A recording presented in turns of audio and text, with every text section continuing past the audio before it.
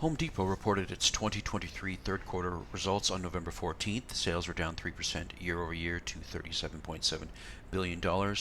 Analyst consensus was expecting a net income of $3.76 per share, but was better than expected at $3.81 per share. This sent the share price higher yesterday to close the day at $303.63, up 5.4%. At the same time, favorable inflation data indicated that the Federal Reserve wouldn't need to increase rates, helping propel Home Depot and the markets higher in general. Turning back to the financials, we can see that all lines on the income statement were lower.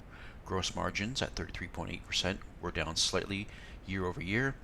EBIT was down 12% to $5.4 billion, or about 14.3% of total revenue. Pre-tax income was down 13.5% to slightly less than $5 billion, and net income at $3.81 billion was down 12.2%, or about 10% of total revenue. In the earnings press release, Ted Decker, the CEO, was quoted with, "Similar to the second quarter, we saw continued customer engagement with smaller projects and experienced pressure in certain big-ticket discretionary categories." Some sales data highlights saw customer transactions down 2.4% to 399.8 million. Average sales per ticket were slightly down to $89.36, suggesting some price inflation in goods at Home Depot. Sales per square foot were down 3.7% to $595.71. Looking to the market value ratios, it should be noted that the shares outstanding were down 2.35% by 24 million shares, which will have a positive influence on per share data. As reported, earnings per share were down 10% to $3.83. Sales per share of $37.9 were slightly lower, and cash per share was down 14.4% to $2.07. Quarter over quarter saw balance sheet cash down $800 million. Book value per share was up 12.8% to 1.44. Home Depot annualized PE is almost 20, where the S&P 500 is 24.37. PE growth is negative 1.97. Looking at the leverage ratios, we see a slightly better debt to assets ratio at 0.54.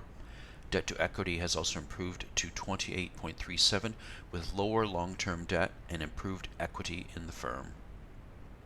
Interest coverage ratio was 11.1 despite the lower EBIT this quarter. Interest payments increased by more than 15% year over year.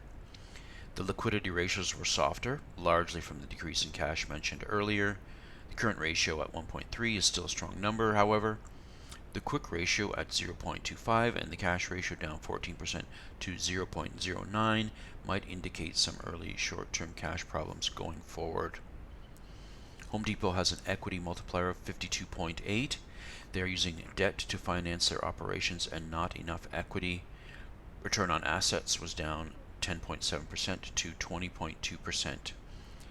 Given that Home Depot has a relatively low equity, large row numbers aren't unusual but can be misleading. Row is down 20% year over year. Home Depot's cash flows were mixed.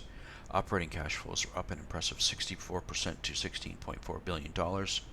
Cash flow for investment activity saw net outflows of $3.1 billion, up by 40% year over year.